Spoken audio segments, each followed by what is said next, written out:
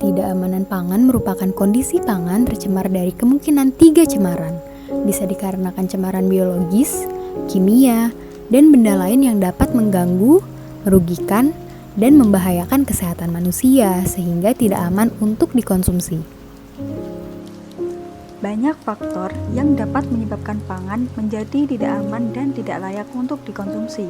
Salah satunya ialah makanan terkontaminasi seperti yang sering kita temui di kehidupan sehari-hari.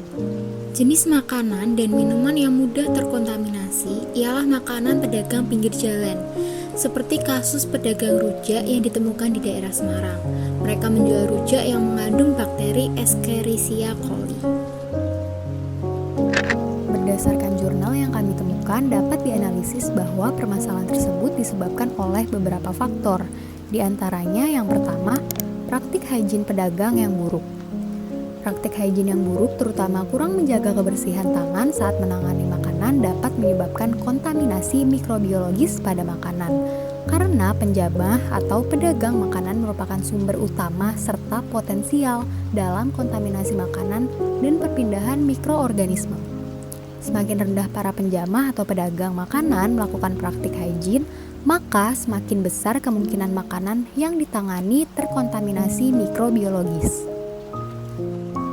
Yang kedua, pedagang tidak menerapkan persyaratan higien perorangan dengan baik dan benar. Adapun persyaratan yang belum maksimal dilakukan seperti mencuci tangan belum secara optimal. Karena ketika pedagang akan menangani makanan tidak selalu mencuci tangannya, dan ketika mencuci tangan tidak menggunakan sabun serta air mengalir. Yang ketiga, pedagang tidak menggunakan pelindung tangan. Sebagian besar penjamah atau pedagang makanan ketika menangani makanan langsung menggunakan tangan, tidak menggunakan sarung tangan atau alat lainnya. Yang keempat, cara penyajian sambal rujak dan penyimpanan buah. Dalam berdagang, pedagang rujak menggunakan cara yang beragam.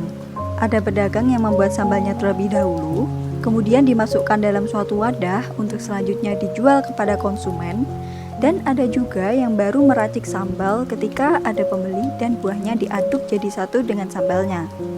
Apabila sambalnya dibuat terlebih dahulu, jeda waktu antara pembuatan dan penyajiannya dapat mempengaruhi tingkat keberadaan bakteri Escherichia coli karena rujak merupakan makanan non-olahan yang selalu kontak dengan air, di mana bakteri Escherichia coli mudah untuk berpindah dan berkembang biak dalam makanan.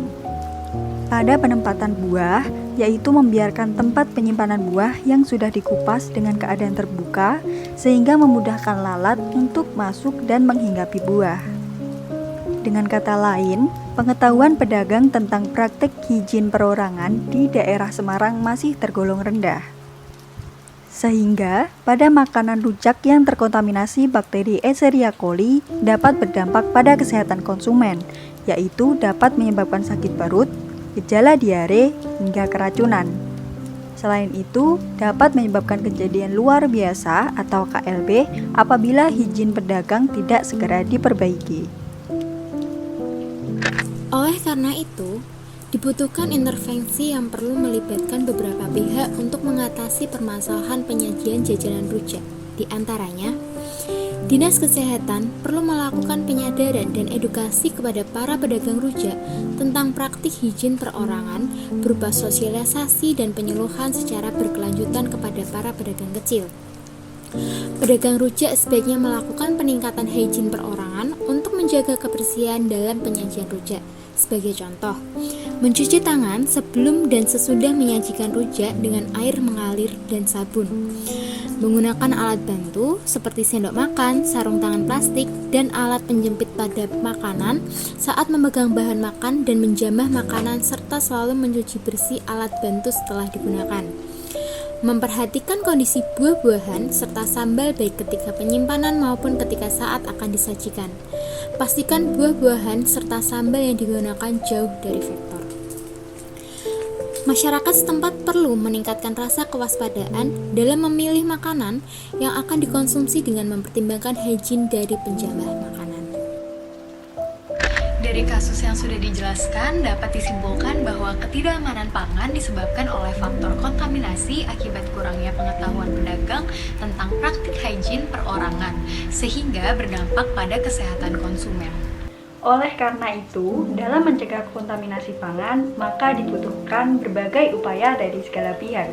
Karena makanan yang aman adalah hak kita semua.